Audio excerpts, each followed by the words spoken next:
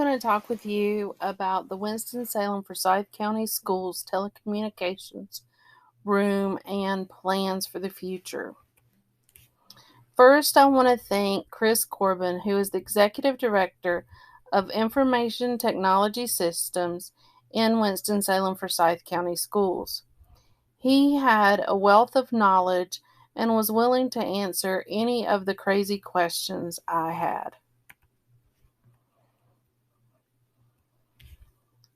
First, our location for our servers. Our main servers are currently housed in our district office, which is off of Haynes Mill Road in Winston-Salem. And currently we have one backup server that's located downtown Winston-Salem. Our new insurance requirements are that we have a second backup, which is actually going to be easy for us because our technology department is moving to the old Haynes Middle School location and will be setting up new servers there so that our main servers at central office will now become our second backup.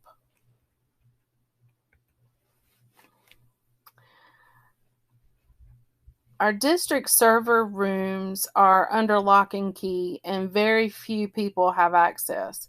Chris did take me on a tour and explained the different components of our server rooms. I promise you that I still don't understand it fully.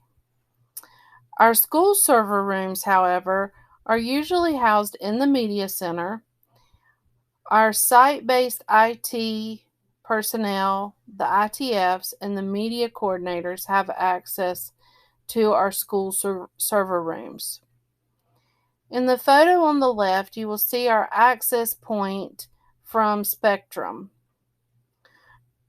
I was expecting a much larger server room when I went in, expecting what I see in movies. I was shocked to find that in the first room we entered, we only had one section of racks, and in the second room we had 3. I expected it to be much larger for a district our size.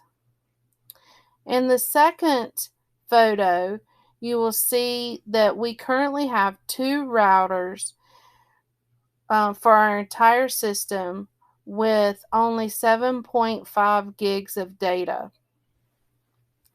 The good news is when the technology department moves this upcoming school year, we will be doubling our data to 15 gigs.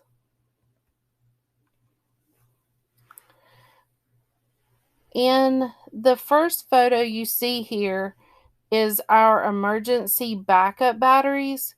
We have 2 that last about 9 hours apiece. However, on the outside of the building, we have a generator that kicks in about 15 minutes. Luckily, according to Chris, we've never had to fully rely on our backup emergency batteries. Every night, our data is backed up on 6 drives. According to Chris, our system will run fairly smoothly to the point that most people would never even notice we had any drives down if 2 went down. However, if 3 to 4 went down, we would notice a major issue. In the third photograph, you'll notice our long-term backup storage. This is where older versions of our data is stored in case we ever needed to revert back to a previous data set. In the case of a virus or a ransomware, we have that backed up. The last photograph you'll see is the back of our servers. He opened that up so that I could see all of the cabling and to identify how warm or actually hot our servers run. We have special cooling systems We also have special air handlers that will keep dust and other particles out of our system that could cause issues. In Winston-Salem Forsyth County Schools, we currently have 4 firewall protections. We have IPS, we have a deep SSL decryption, web application filtering firewall, and the state of North Carolina has provided us with CrowdStrike. We don't know how long they're going to fund that, but currently it's being funded through North Carolina for the next 2 years. North Carolina is also the first state to pass policies stating that the state will not pay for a ransomware attack, that each individual school system that has an issue with ransomware would have to pay their own attack, which most counties or most districts have insurance that would help pay for that. But that is a very big concern for counties at this point. As previously stated, currently Spectrum provides 7.5 gigs of bandwidth. That was really not enough this past year. We saw lots of computer issues, lag times, problems with Canvas. In 22-23 school year, we're going to be doubling that bandwidth to 15 gigs. Hopefully this will eliminate a lot of the issues we've had this past year.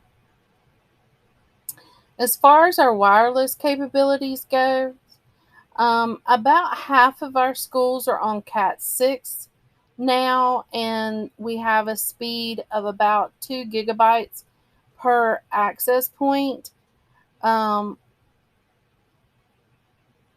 The schools that are on Cat 5, as they get renovated, will be moving to Cat 6, but it's a very slow process.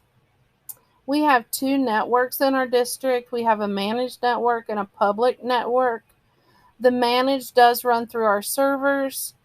Public does not. We are still able to block a lot of what can be accessed through the public network, but we don't run the risk as much as we do through the managed.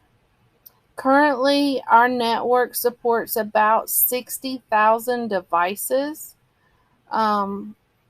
which to me is a lot to run through our managed network. So, personnel. This is where it gets tricky. Currently, what we consider site-based personnel, we have 19 full-time IT personnel.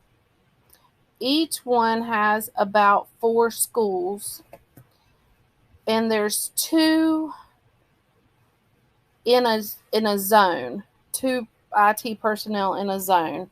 So between them, they have 8. If one is out, the other would cover the other schools. Of the 19 full-time positions, 10 are currently funded through ESSER money. And once that money is gone, they will not be replacing that person, those personnel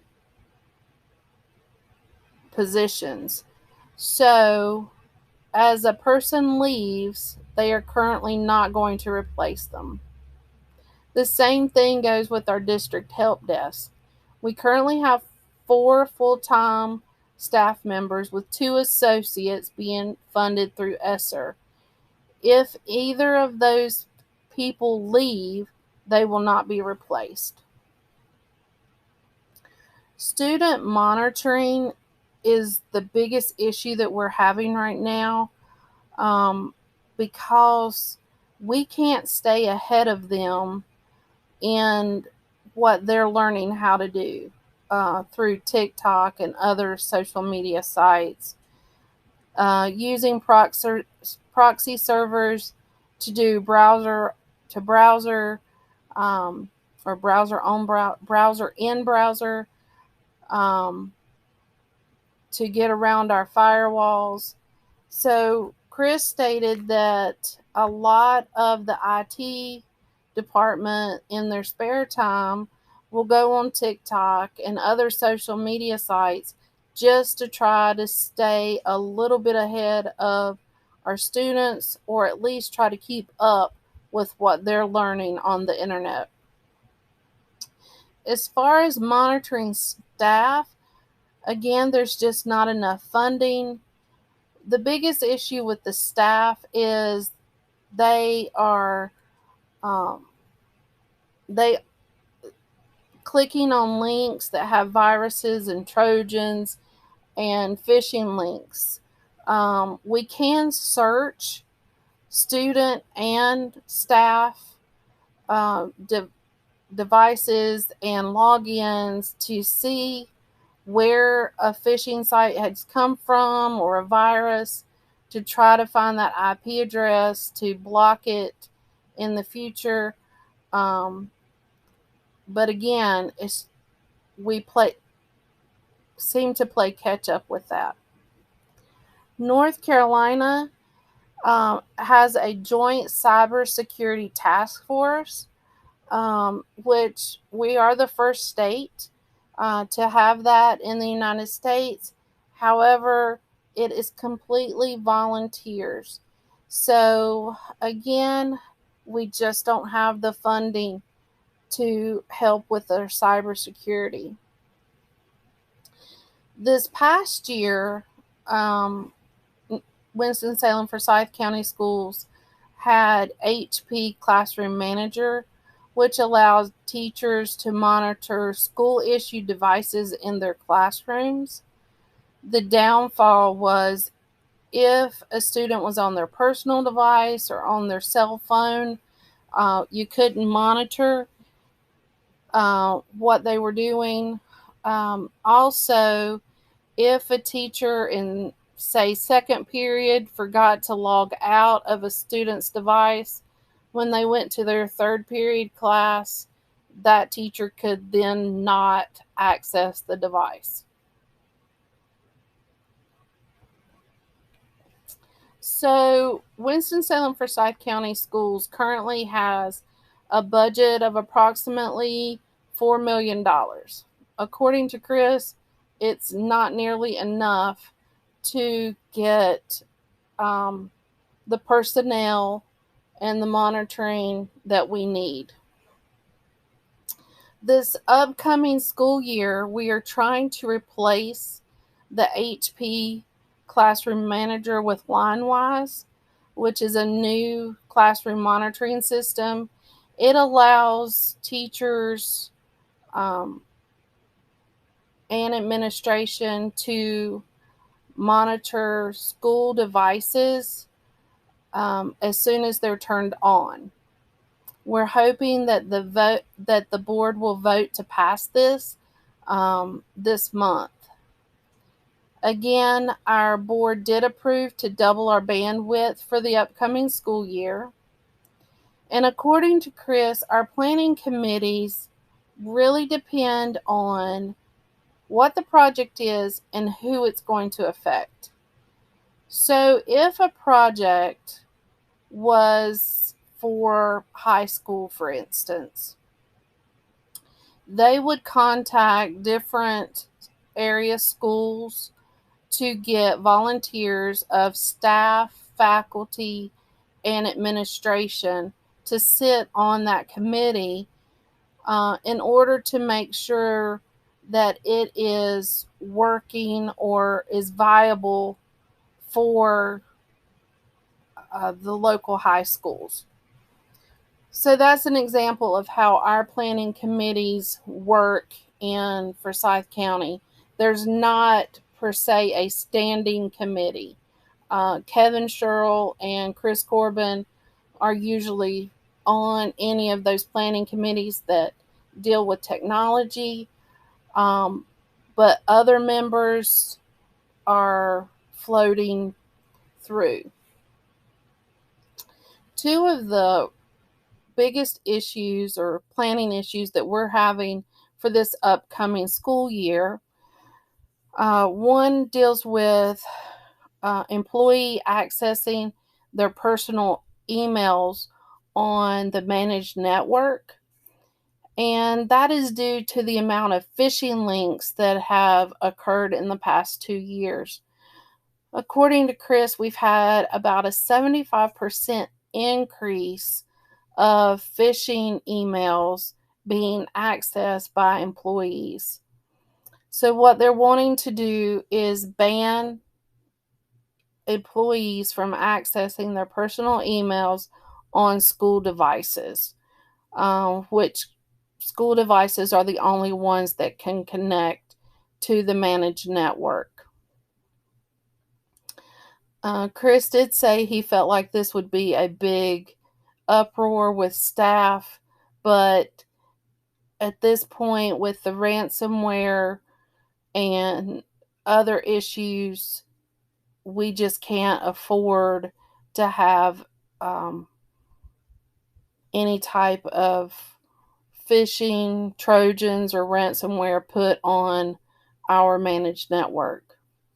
The other issue that we're facing is our cloud storage.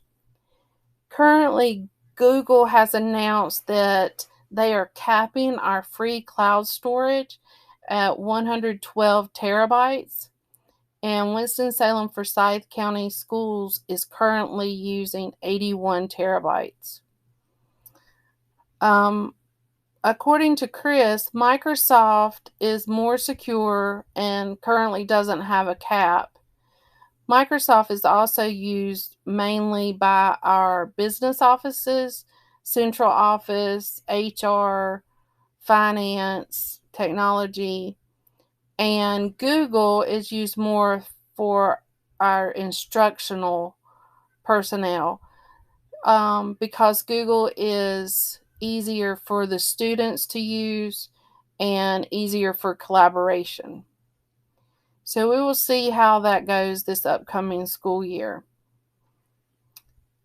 This was an interesting project in that Chris was able to enlighten me on things that I had never thought about. I've been in the county for many years, so I was a person that was always able to add printers or clone computers or fix networking issues that we were having in our classrooms. And over the years, those types of freedoms have just really locked down due to the amount of people not truly knowing what they were doing, and having issues with our network. It's a different world, and our cybersecurity has become a major issue in the school systems. So we'll see what will happen in the future.